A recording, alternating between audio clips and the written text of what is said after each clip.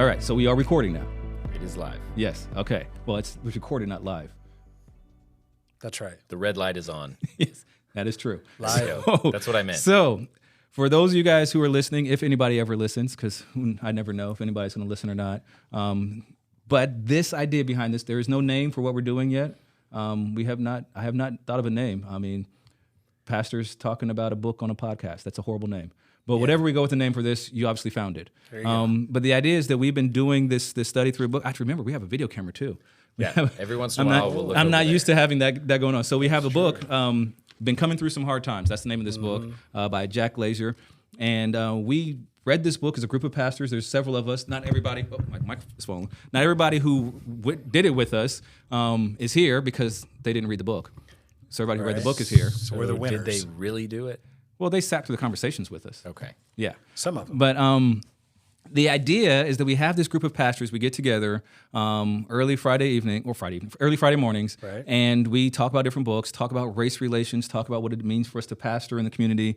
What does that look like? How do we do that? And we have these books that we do. And this book, Richard, you recommended this book. I think so. And we read through this together. And in talking about it, it was great for us. But I would go and I would talk with other people in the community about the fact we were doing this. And everybody was like, I want to hear what you guys have to say about this book. And so we're doing this now after the fact because with that reception, it's like, you know what?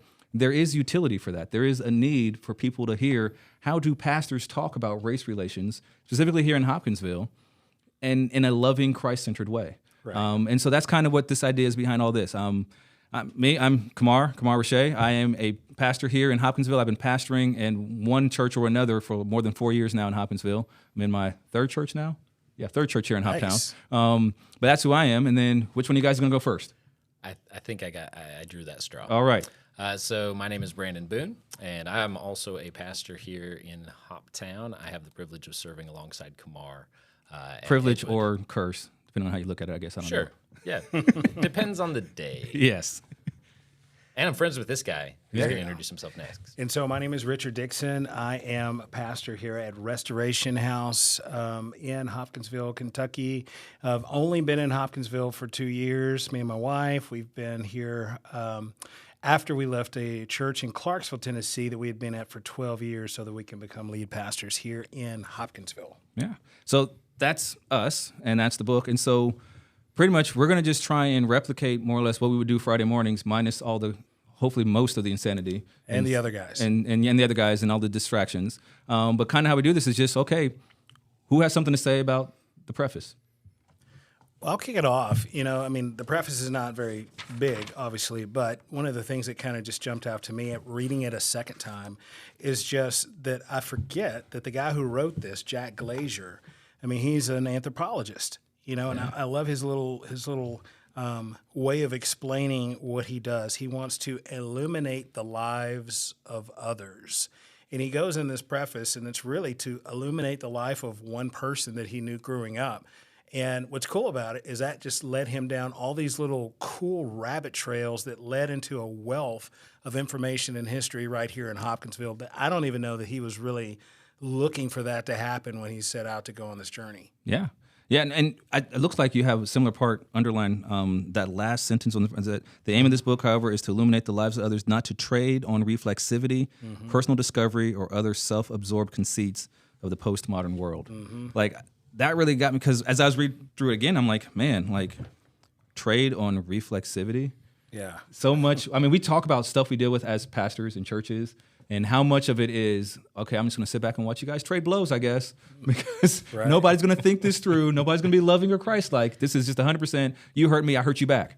Right. Hey, you can talk, Brandon, just because you're white doesn't mean you can't talk, okay? We like white people. Like, My wife's white. So mine is his. too, yeah. We all love white people. You see? My wife's white. Oh, we got should that in start a common. club. Yeah, That's the fantastic. Husbands of White Women Club. Perfect. That does not roll off the tongue. We'll have to workshop that. HOW. HOW. Oh. Oh, that could be our code. Oh, man, see, already we're off. This is, that's us, off topic already. So in all seriousness,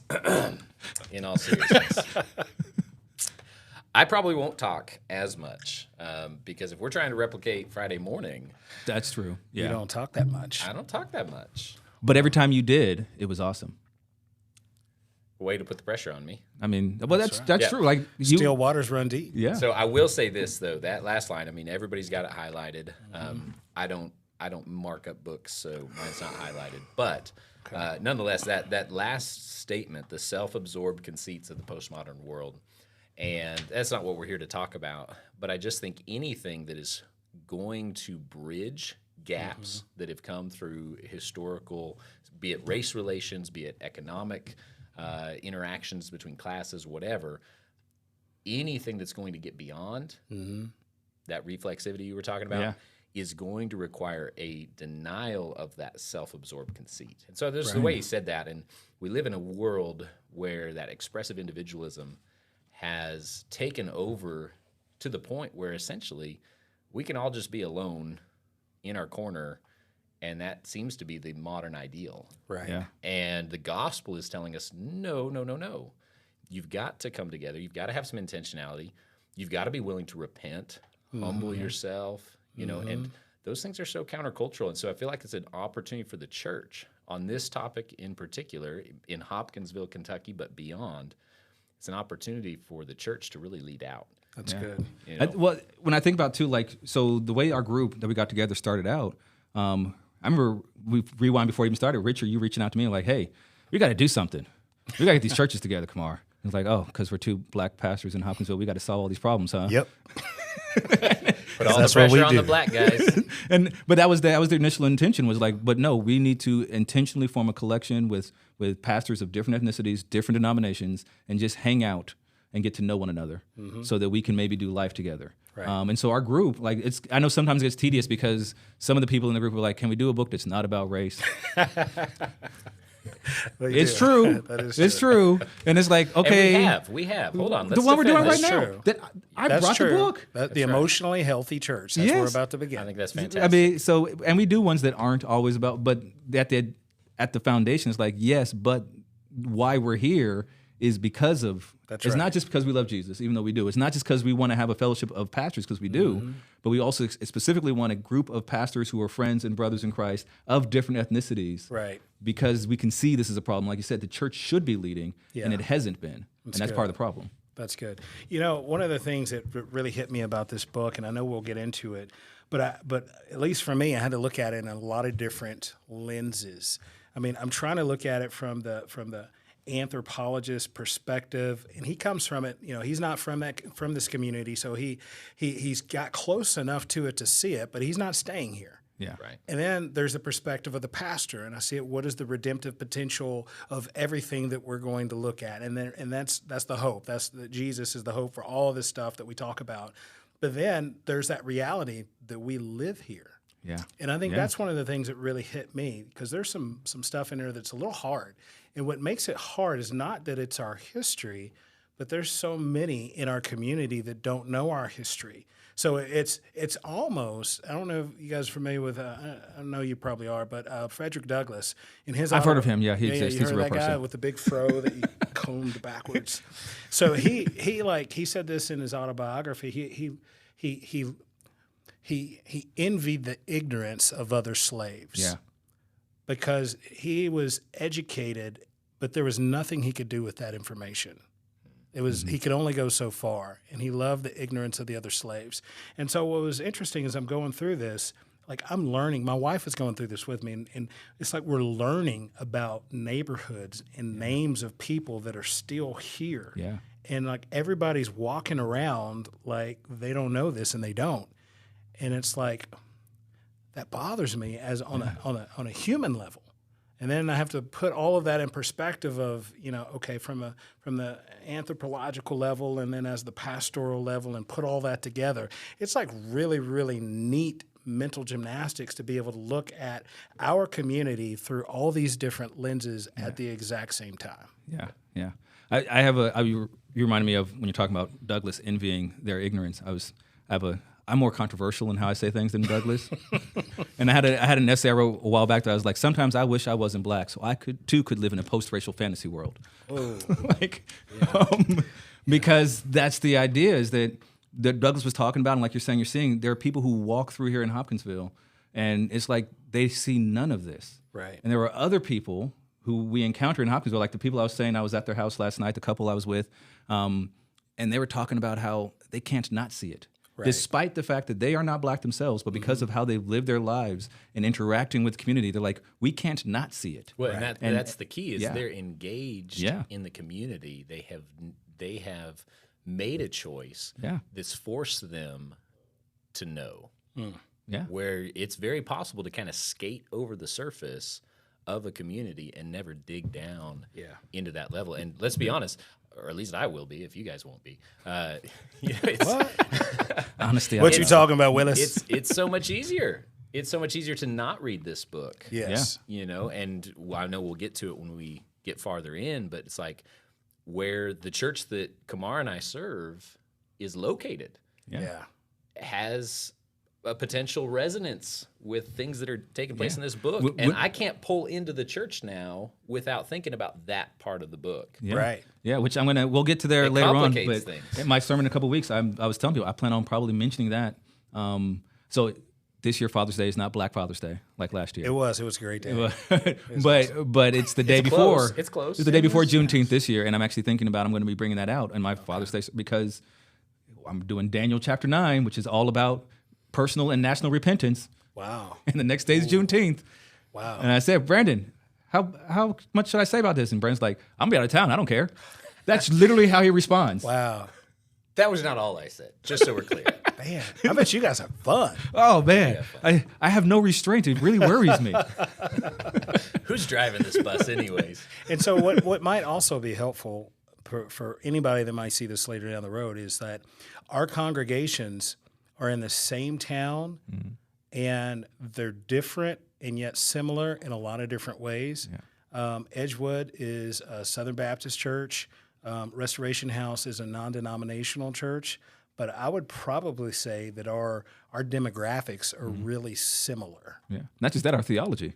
Yeah, I mean, like there's you go down the list and there are more similarities than differences by far. I mean, there are a few differences. Like you guys are out in the county a little bit more. We're right smack dab in the middle of downtown, which is also a neat, nuance to doing church in a predominantly minority community, but the congregation is predominantly not. Yeah, yeah. So anyway, just wanted to bring that out. Yeah. Yeah. Well, my next underline I had actually kind of ties in what you were talking about. That it says popular representations of the Black past still play on stereotypic images that ignore the reality of highly motivated Black educational achievement.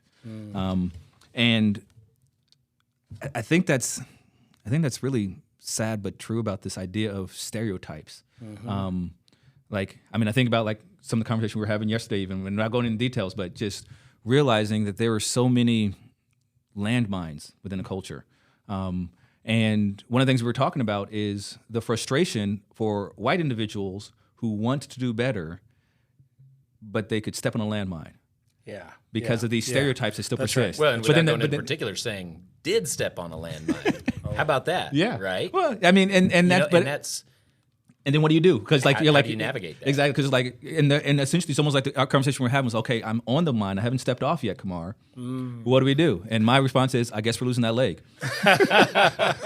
Essentially it was that. It was like we're going through with this. That's right. We stepped on it. That's right. We'll take this hit. Yeah. Because the only other option is potential other trauma of trying to get you off of that without losing the leg. Let's lose the leg this time. Yeah. But that's part of it, though, starts with just realizing there are these stereotypes. There are these things that still exist. Yes. And like you said, you can navigate through life. For certain people, like I think about, like, I don't know how it was with your wife, but with Laura, because of how I am, when we started dating and I said, hey, you're going to marry me, I gave her a book to read because I said, hey, all right, time to start doing your research. Did you do that? I could see that. I could We see watched Kamar doing movies. that. I was like, we're going to watch Roots. Oh, we watched movies too. She didn't want to watch We watched American History X Okay. and Bamboozled Why? on the same night. Why not? Because we both said we're gonna. Well, she brought American History X. We said we want to watch movies that are gonna have us thinking about racial relations, and so she's like, yeah. American History X. You haven't seen it? No, I haven't seen that. So I watched that to learn about skinheads. I mean, like I didn't know about that, and that was something that she was aware of. Okay. And then we said, okay, now Bamboozled. See, and we but then watched, I also like, gave her this book Sense to and read. Sensibility.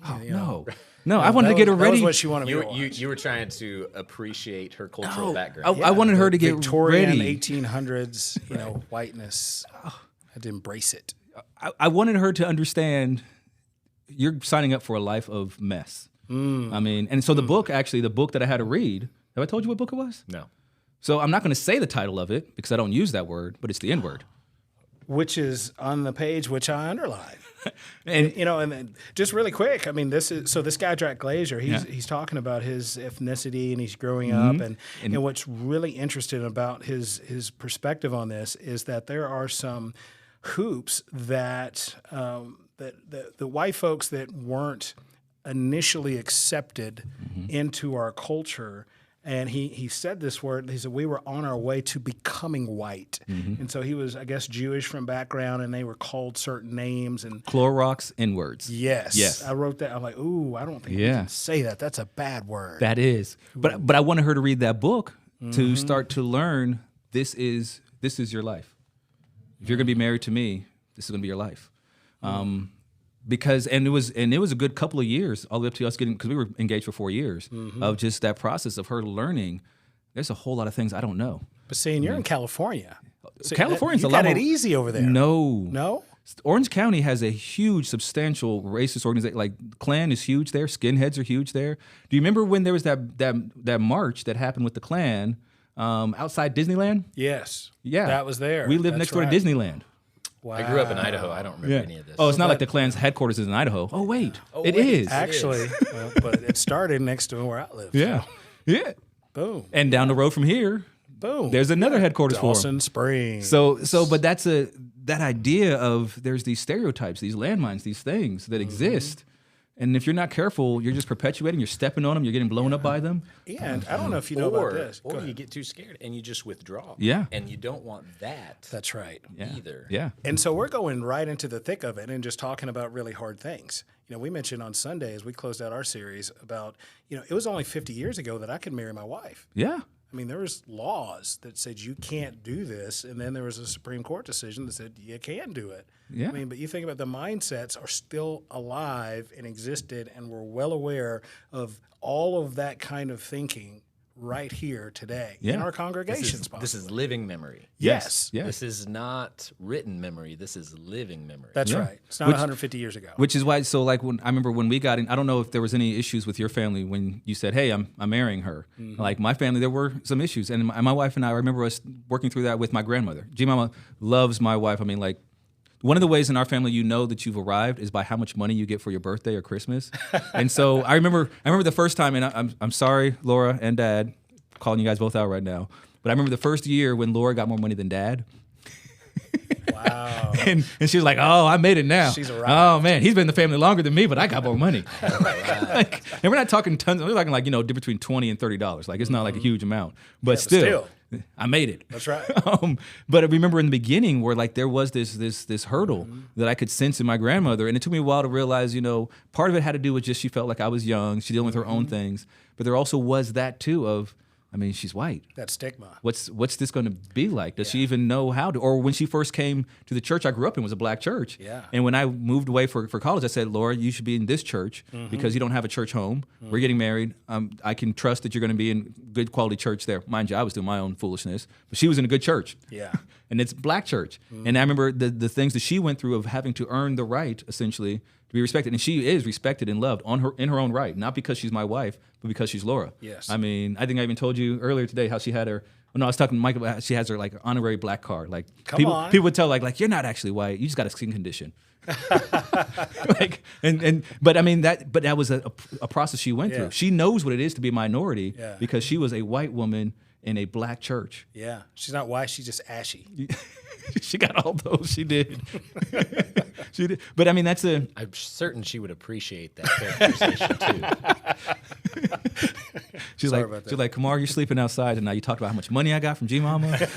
You have them call me Ashy. That's it. We're done.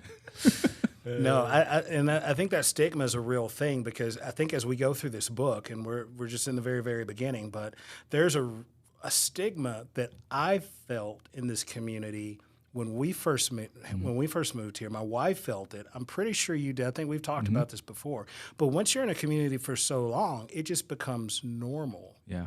And it's like once you've been here for decades or generations, it just becomes the way that things are. And so there's people that move in from outside the community like, it's a little weird here. Yeah. What's this is Twilight-y zone-y. It's what's going on. And so we're going to be talking about some things that some folks may not necessarily see on the surface, but I think being from that outside perspective, I mean, you're coming from the West Coast, you're coming from Idaho, I'm coming from even from Clarksville is where we lived, and Clarksville's kind of like a bubble. It's so diverse just because of the military and so many other factors that when you move away from that, it's like you can see it plain as day. But at the same time, when you think about Hoptown, Clarksville, they are the two twin cities around that same fort. And so you have this base that made Clarksville one thing, but not. And what I enjoyed about this book is that it's taught me to be more patient here in Hopkinsville because it explains so much what we encounter. Yes. Because, like you said, we come here like this makes no sense. This is weird. What's going on with these people? Right. And then you read this book and you're like, oh, that's what it I is. see the 5 generations that led to this. Okay, Yes. I'm sorry, guys. Yes. I was judgmental. Yes. Please forgive me. Yeah. Yeah. 100%. All right, Brandon, you don't underline things. What do you have that you would have underlined if you were a heretic like us? Well, I just in the preface, it's setting the stage. This is my purpose in writing this, but then he really talks about this relationship that he had with a caregiver, right, that led him to this research. So here he is, right, not a minority, not a Kentucky. Wait, let me fix that. He is because even though he is white now, immigrating as a Jewish European immigrant, there was the minority. Yeah.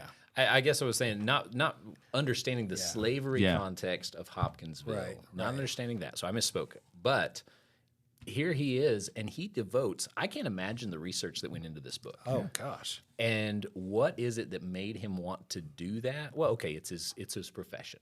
This is his passion. It's not just that. But it's not. It's the relationship he had with that lady. It's that relationship. And I just think as we're walking through this, and then even as we're talking about, okay, how do you move forward? It's going to come down at the end of the day to those relationships. And those relationships that lead somebody to say, I want to dig a little deeper. I want to know a little more. Yeah. Help me understand. Tell me where the landmines are. That's exactly that kind of stuff. That's so again, I will say, like, I know that I've said it, but like with Richard and this and the idea of even having this group, like that's a beautiful thing. And I'm thankful that you had that idea, Richard, and that I was involved with it at all. I'm glad that you're there because it's again, we're doing this because people hear about that and they're like, that sounds weird. Yeah. What do you guys talk about? Well, you guys are getting the edited version because we talk about a lot more crazy things than this. That's right. In fact, I ran into one of the people from that other church that used to meet where we meet, but doesn't anymore. I'm not saying their name. Yeah. I'm not saying their name. That one church. That rival church. And one of the guys is like, do you guys still meet there? I'm like, yeah, we do. You guys didn't have to leave. And they're like, we didn't think you guys wanted us there. I'm like, oh, that's not true. You guys can join. Why don't you come back this Friday morning? Exactly. You can come on back. I bet they're like, well, no, it's okay. We're not there anymore. Oh, okay. Let's be honest. We scared them off. Yeah. We did because we were so awesome. We were talking about stuff Pretty like sure that wasn't it. They left. They left during the phase when we were in the shouting black guy phase. That was true. We were doing that. We were 6 a.m. saying like, anytime anybody whispered, and he's black. Nope, you got to shout it. Black guy over here. Black guy over here. Like, that was the shouting black guy phase. That's when they left. We had to desensitize. Can't imagine why. The word black. So you know what's interesting about this?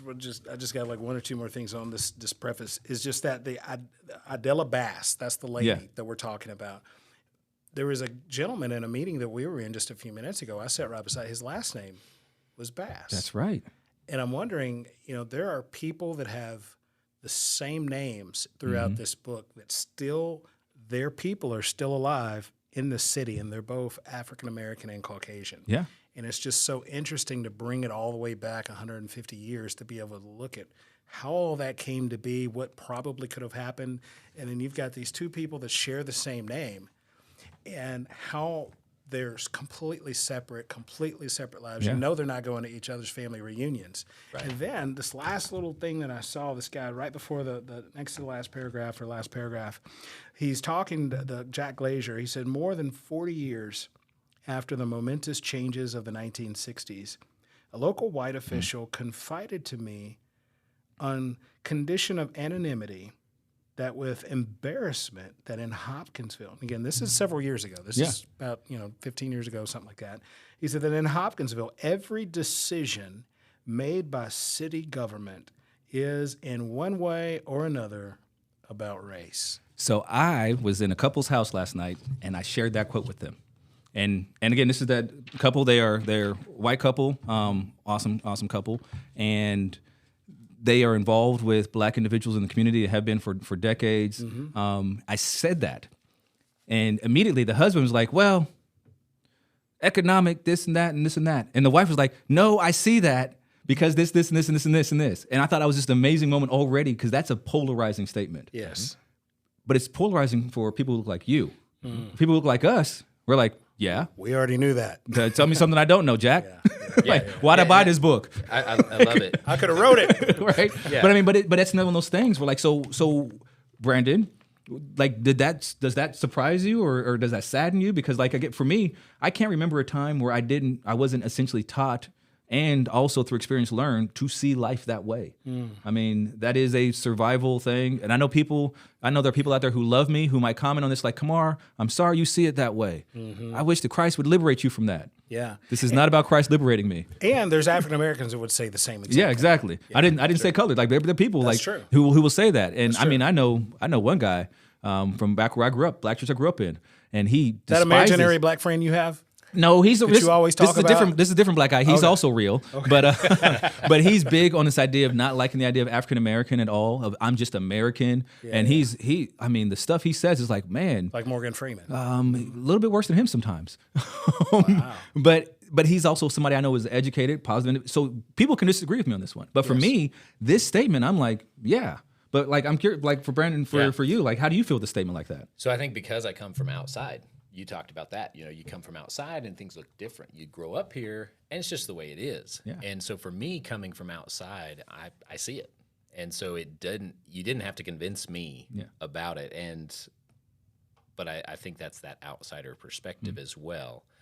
And I respect the fact that somebody who grows up here says, well, no, it's not ill-intentioned. That's just this or that or economics or whatever, and I could say, okay, that's a possible explanation for this. Yeah. However, I think that once you start digging into the content of this book and you start looking at some of the newspaper records, and it's like you can dress it up any way you want, but they were owning it all through the centuries or through the decades. They literally put out ads saying it. Yeah. Right. And so whether or not we're giving it that meaning every time we see it here now, I wouldn't say that. But we can't cut it off from its past. Yeah. Right. And I think that's a conversation that Kamar and I have had a lot is, that past is so vital. And you cut off the past and you really cut off any hope of meaning. That's right. At all. And so we have to interpret things in light of the history. So when he says, for black people, this is a simple truism. Okay. I'm not a black people. I'm not a black people. I'm not a black people. We got to get you a T-shirt that says that. You can wear that T-shirt, and walk around town. We could go to the mayor. I'm not a black people. We could make a public declaration from the mayor and get you like a big thing. Get you a plaque. Wait. Yeah. I want a card. You want a card? You want a black card? I want your card. I do have a black card. Where's that card, man? I was actually going to go get it, and I'm thinking, do I have it at home?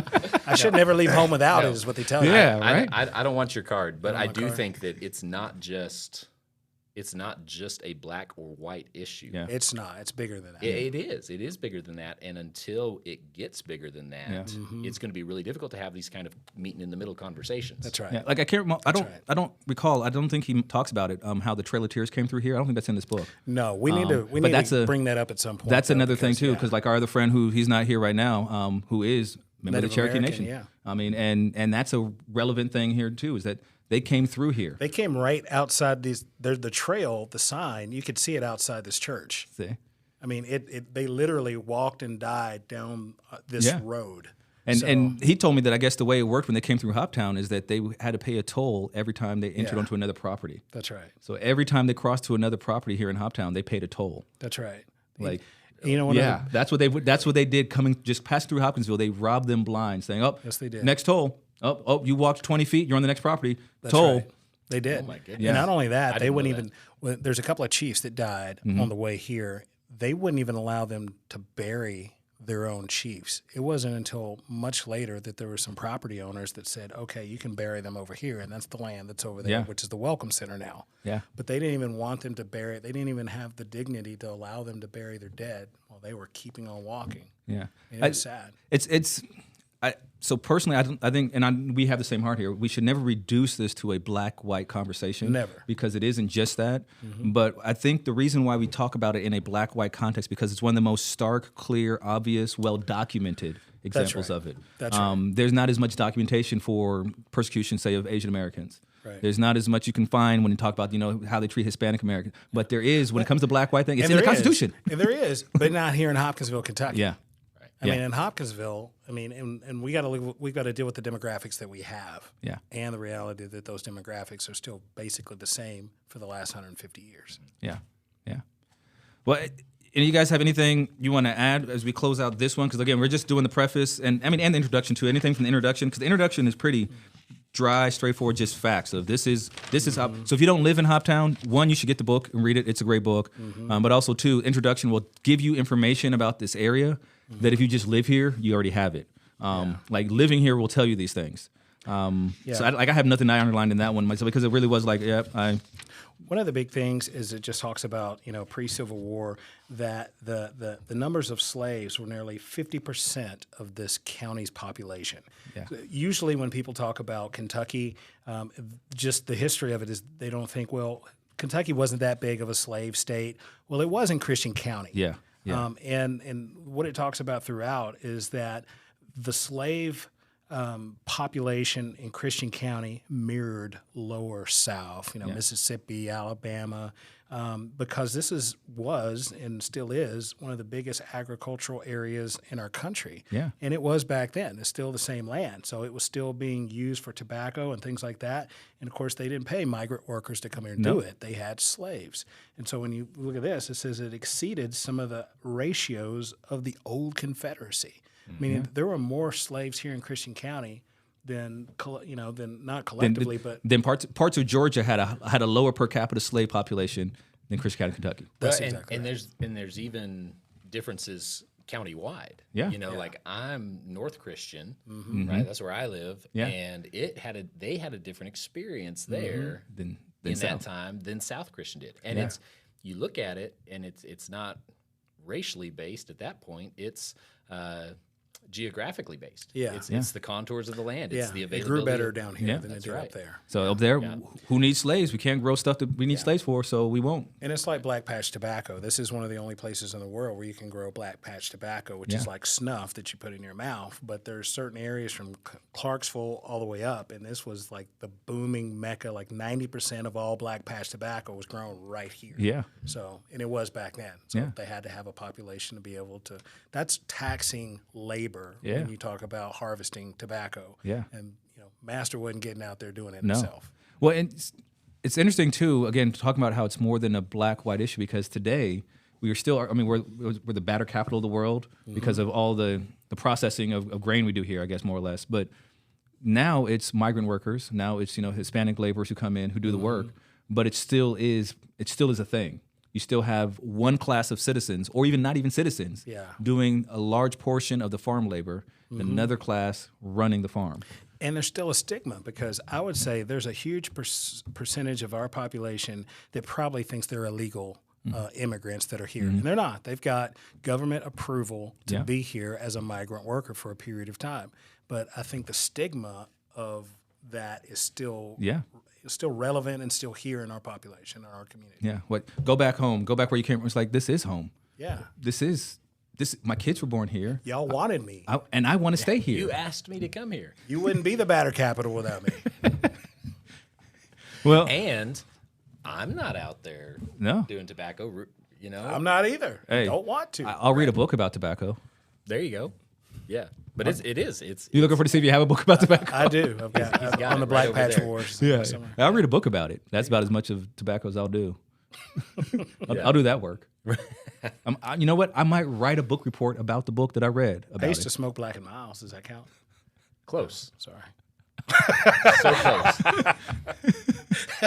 So at Boyce, the big thing was always Spurgeon smoked a pipe, and so all of us cool Reformed Baptists had to smoke a pipe, right? Like it's required. How else are we going to let people know that we love Spurgeon? That's right. Yeah, it's not like by quoting him or anything like that. We like quoting him, or growing a beard, or No. eating too much. Pipe. Never done any of Got to that. be a pipe. It had to be a pipe. Put that in your pipe and smoke it. Goodness. So, what's sad for Wait, those of you who where are were we watching? again? Are we reading the book? For those of you who are watching or listening, the sad thing is how much more sane we sound by just being the three of us. Like, we are getting more accomplished. That's true. We've only been out for 35 minutes, and look at how much we actually talked about. Wow. Yeah. That's awesome. Should we maybe stop hanging out with those guys? No.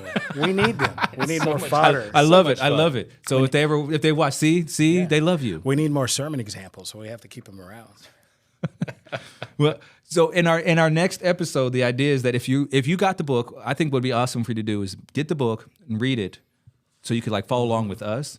And so next episode we're going to do chapter 1. Works, but can you put like a link? A link to the book. in- I can in put a link something in or the things. notes to buy the book on Amazon. Yeah. Because that's where I got our copies. Yeah. I got mine from the library. Okay. So you can buy it if you're in Christian County. You can go to the library. It's a great place. The and they library will is a sell it. museum. Museum. I was gonna say That's right. I'm like if they go to the Museum. library, it's only for sale It's when they're doing free. book sales. Yeah, if you go to the library, it's free. Yeah. But yeah. Or if you run fast. No, Yeah. I'm kidding. Well, here it was $29. I think it was about It's that an on expensive Amazon. book. Yeah. It's like a textbook. It is. It's an anthropology textbook written about Hopkinsville, Kentucky.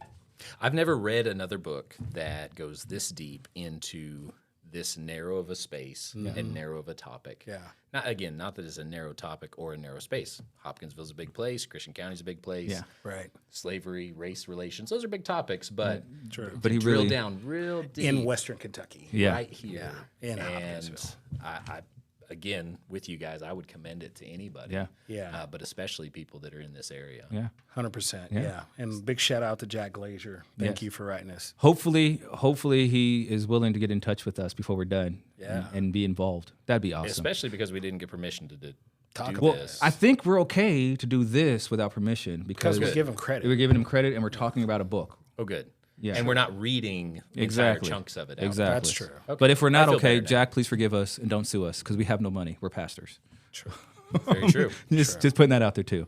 But yeah, so next one we'll do chapter 1. Just chapter. What's chapter 1 called? County and town, race, and a usable past. Yeah. Yeah, this is so. Yeah, the thing about the book is really cool though is it goes from the past, like past, pre-Civil War, through the Civil War, Reconstruction, Black codes, Jim Crow, all the way up to close to where we are now. So it's going to be really cool. Yeah. Well, thank you guys again. If you actually are watching or listening, and if not, then I'm talking to myself and my friends. All right. And we've enjoyed the conversation. Yeah. Well done, guys. All right. Bye. Bye.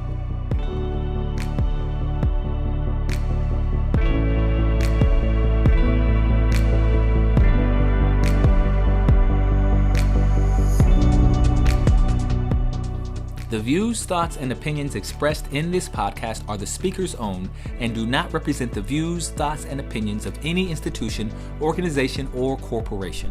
The material and information presented here are for general information purposes only. All persons who participated did so of their own free will and speak for themselves only, regardless of any personal affiliations they may possess.